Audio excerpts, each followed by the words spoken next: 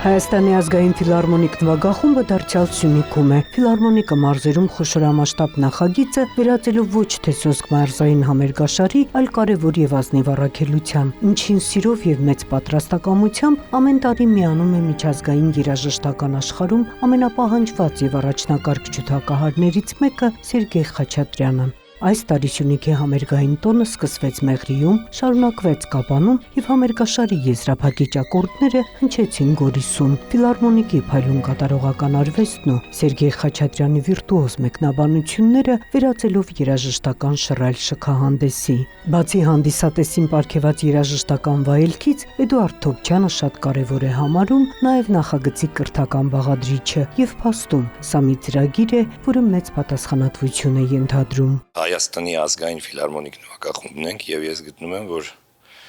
մենք պետք է նաեւ նվագենք Հայաստանի համար։ Մեզ համար դա մեր կարևորագույն միսիաներից մեկն է։ Մենք գալիս ենք արդեն 3-րդ անգամ Կապան,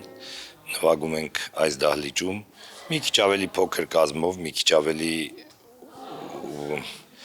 ոչ շատ բարդ լսելի ծրագիր, բայց գնալով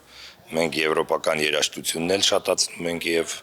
ես տեսնում եմ, որ ամեն անգամ ավելի ու ավելի պատրաստված հանդիսատես կա։ Երրորդյա համերգաշարի ծրագրում Սյունիքի երաժշտասերների գնահատմանը ներկայացվեցին Բրուխի ջութակի կոնցերտը եւ Խաչատրյանի դիմակահանդեսը։ Սերգեյ Խաչատրյանը, որի համերգային գերխիտ ժամանակացույցում խիստ դժվար է ազատ օր գտնելը, արդեն տևական ժամանակ է, որ այս բացառիկ նախաձեռնության համար միշտ պատրաստ է վերանայել իր ստեղծագործական ծրագրերը եւ վերստին ներկայանալ հայրենակիցների գնահատմանը։ Ջութակահարն առանձնահատուկ նշանակություն է տալիս Սյունիքի զարգացման եւ պահպանության ծրագրերին։